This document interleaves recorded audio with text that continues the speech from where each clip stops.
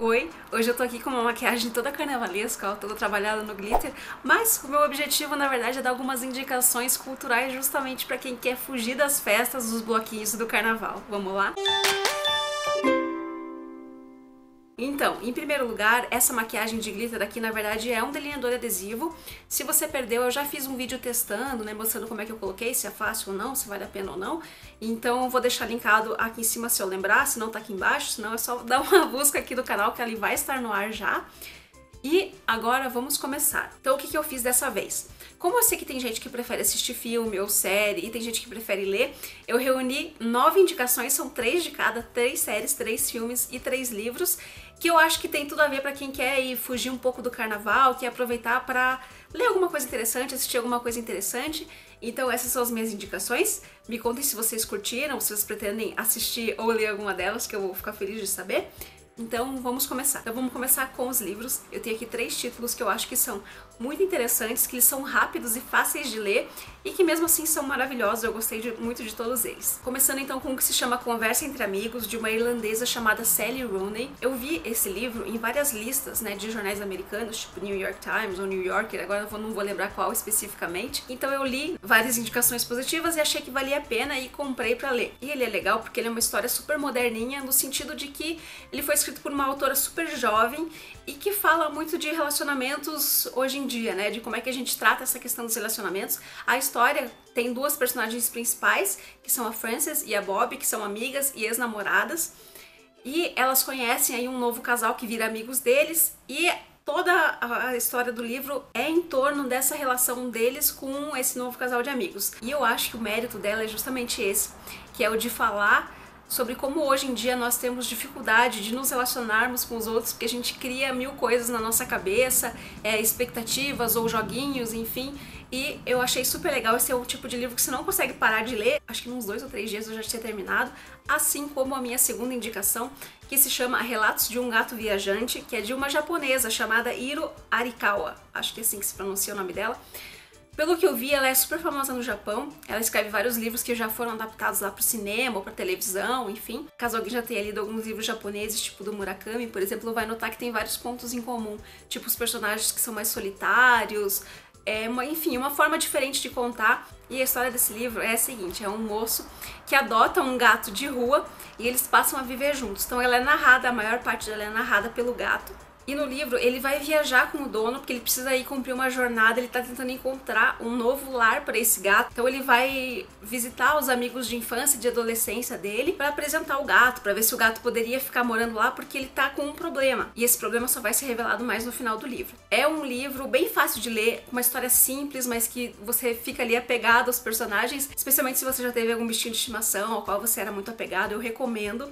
Mas tome cuidado, porque você vai terminar o livro chorando muito, igual eu que tava lendo no ônibus e aí tive que parar e terminar de ler na minha casa.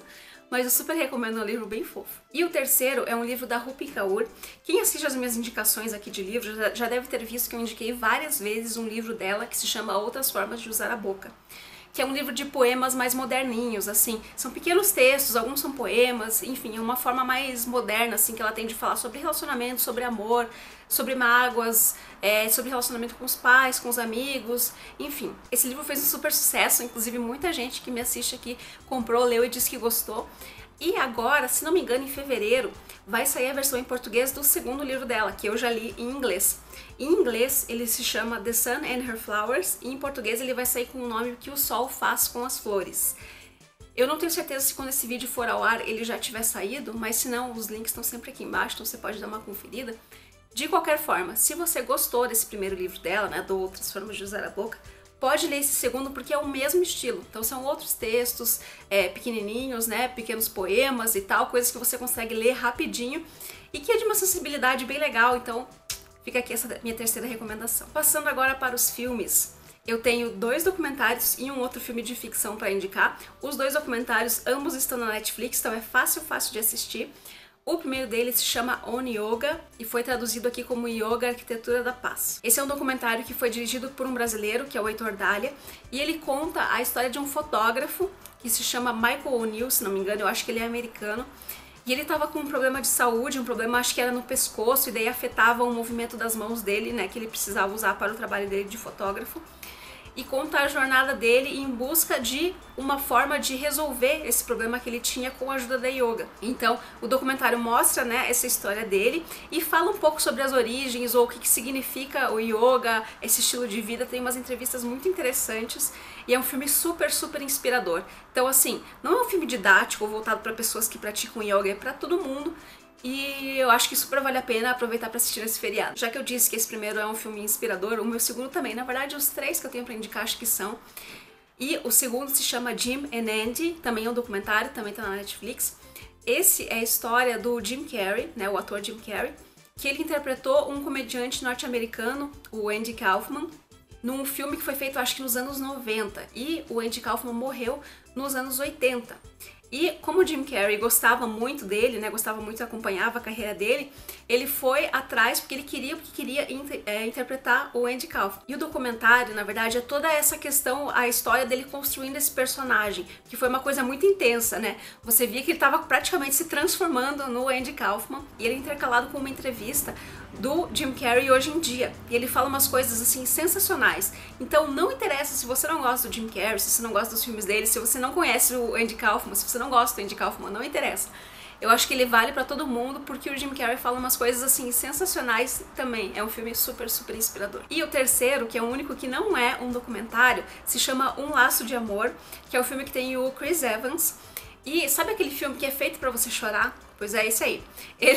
O Chris Evans no filme, ele é um tio solteiro, ele cuida da sobrinha, que é uma menina meio gênia da matemática, assim, e toda a questão do filme se desenrola porque ele quer criar a menina como se ela fosse uma menina normal, digamos assim. Ele não quer mandá-la para uma escola de gênios ou de crianças superdotadas, enquanto a avó da menina, né, a mãe do Chris Evans, quer que ela vá para uma escola de crianças superdotadas.